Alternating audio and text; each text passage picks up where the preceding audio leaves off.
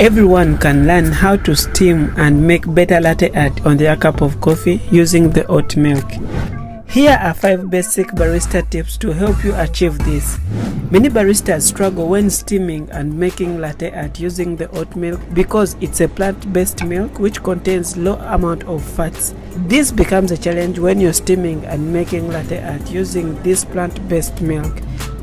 The first step is choosing the right blend of oat milk. We use the oat milk barista edition. So far this is the best that I have used when it comes to steaming and creating a good latte art. Next is the storage of our oat milk. You need to store your oat milk in a chiller so that it becomes cold. This will give you more time when you're steaming your oat milk so that you can texture it to create that perfect milk texture before it heats up to reach the ideal temperature for steaming it. The third one, when you're steaming your milk, remember not to overheat your milk. Since it's a plant-based milk, it's going to change the taste when you overheat it. So the ideal temperature when we are steaming our milk, it is a 65 to 70 degree temperature. You're also going to need a steaming technique that is going to enable you to steam your oat milk perfectly to create that perfect milk texture. So I don't like complicating. I use the same technique that I use when steaming the different types of milk. I'll link it in the description below. You can check it out after this video.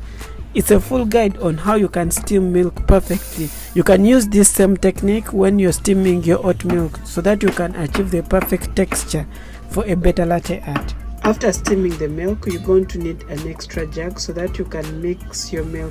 This is going to enable the foam to mix well with the milk and result into an even texture for a better latte art. And the final step is pouring our latte art. You need to pour slowly and with a controlled movement so that you can be able to create a good design on your cup of coffee. If you pour very fast, the latte art is going to sink or it's not going to be perfect.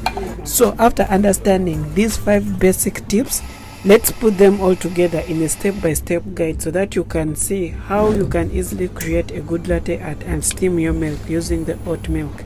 We're going to start by extracting our shot of espresso that we're going to use in the process of creating a good latte art on our cup of coffee. A good shot of espresso is key because it gives the right creamer that will enable us to create a good latte art. As our espresso is extracting, then we're going to get our oat milk and start preparing it. We remove it out of the chiller. It's cold with the right temperature. Shake it very well so that it can evenly be mixed. Pour it in our milk jug just below the pulp. It's our ideal level when we are going to steam our milk. Purge your steaming one and start your steaming process. You start by injecting in air into your milk and then stretching your milk, creating the vortex motion. As you can see, the milk was cold. It's going to give us more time to heat up and also texture it to reach the desirable temperature. 65 to 70 degree temperature is the perfect one. After steaming, you clean your steaming one and purge it. Then we're going to tap to break off the bubbles. Then mix your milk into another jug so that you can have the well mixed texture of your oat milk. Then we can start pouring our latte art. This is my signature latte art pattern, which is a swan. So we make a tulip swan latte art.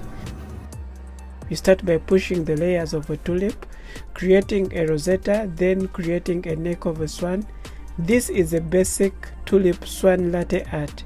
This is how we can make a good latte art using the oat milk barista edition.